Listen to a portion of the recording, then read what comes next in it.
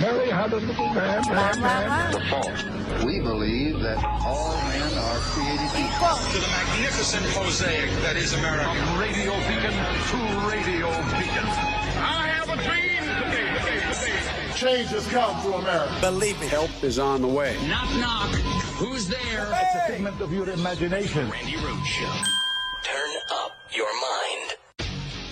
Okay, everybody, I'm going to play you the very disingenuous Brett Kavanaugh asking our lovely and talented Solicitor General, Elizabeth Prelogar, who has the most fabulous hairdo I've ever seen in my life, the best choice for hair I have ever encountered in my entire life. I love what she's done. Asking her, well, why isn't disorderly conduct enough for what they did?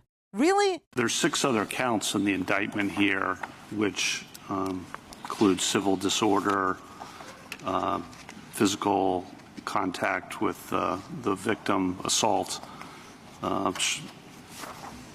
entering and remaining in a restricted building, disorderly and disruptive conduct, disorderly conduct in the Capitol building.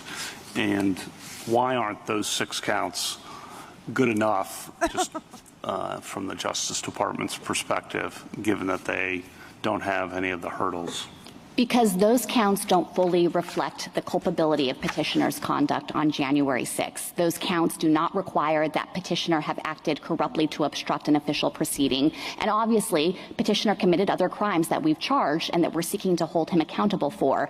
But one of the distinct strands of harm, one of the root problems with petitioner's conduct is that he knew about that proceeding. He had said in advance of January 6th that he was prepared to storm the Capitol, prepared to use violence. He wanted to intimidate Congress. He said they can't vote if they can't breathe. And then he went to the Capitol on January 6th with that intent in mind and took action, including assaulting a law enforcement officer that did impede the ability of the officers to regain control of the Capitol and let Congress finish its work in that session. And I think it is entirely appropriate for the government to seek to hold petitioner accountable for that conduct with that intent. I mean, the guy literally said he was going up there to kill police officers. He was going up there to kill members of Congress. He said they can't vote if they can't breathe.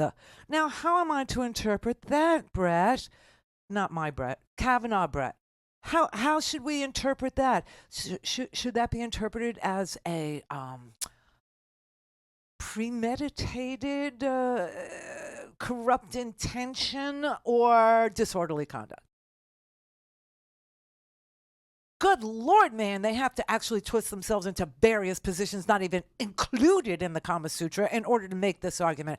How could he look at what this guy did as a police officer attacking other police officers? How could he look at what this guy did and the advance that this guy gave, that he was going to go to the Capitol and he was going to be violent ahead of January 6th and then did it on January 6th as somehow akin to disorderly conduct?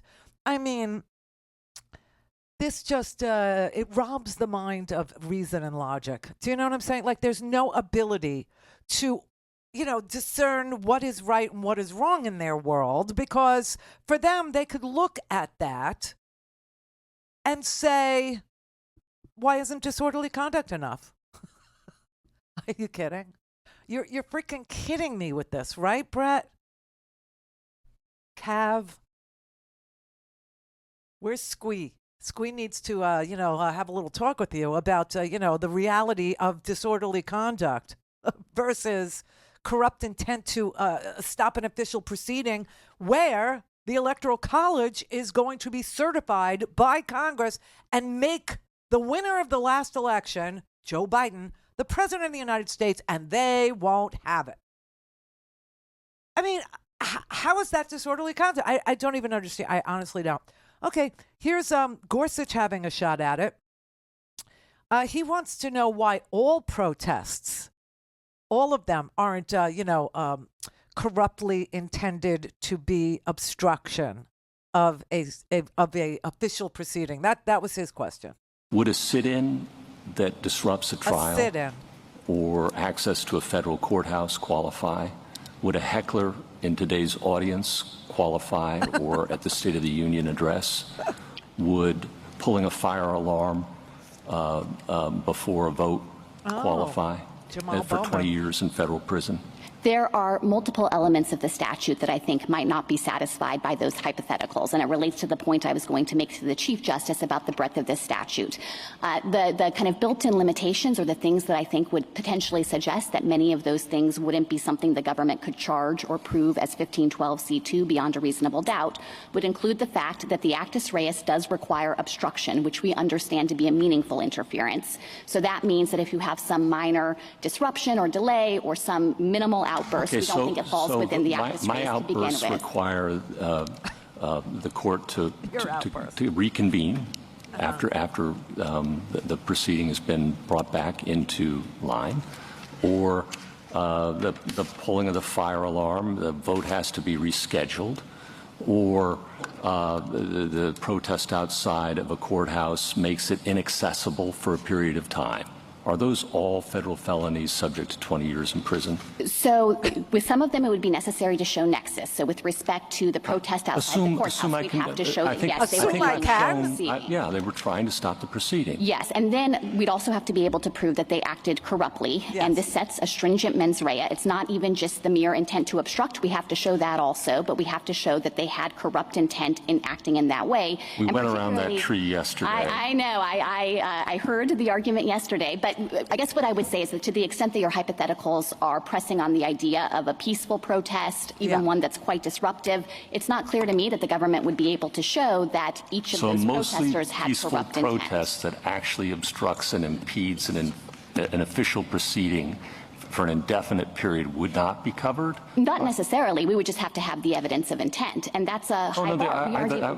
They intend to do it, all right. Yes, if they intend to obstruct and were able to show that they knew that was wrongful conduct with consciousness of wrongdoing, then yes, that's a 1512c2 offense. And what does corruptly add, in your view?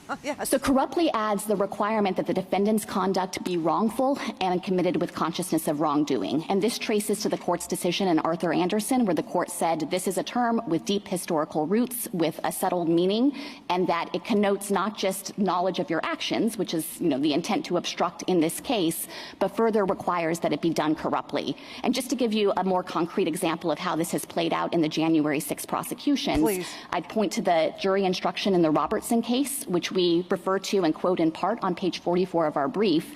There, the jury was instructed that in order to show the defendant acted corruptly, the jury had to conclude that he had an unlawful purpose or used unlawful means or both, and that he had consciousness of wrongdoing. So I think that that is an encapsulation of what the jury is asked to decide on top of the mere intent to obstruct. She's brilliant.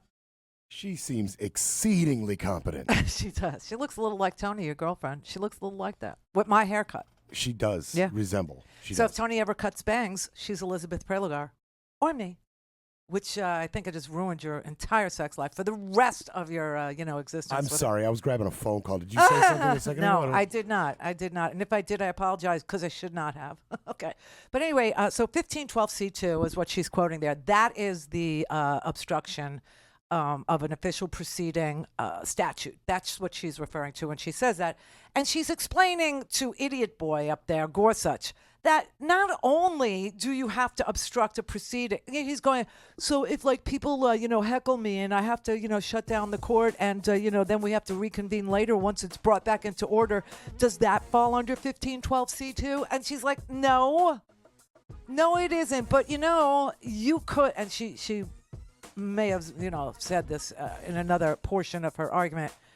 If a judge is unhappy with the order in the court, then the judge can actually admonish whoever is making the court out of order, right? We know that.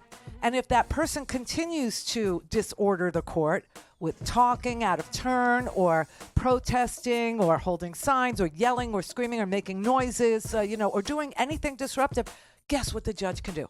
The judge can actually hold that person in contempt and then prosecutorial discretion, prosecute them or not. Why is it different here when there's violence? Don't have time to listen to the live show? Want to hear more on your schedule? Go to RandiRhodes.com and buy a stinking podcast.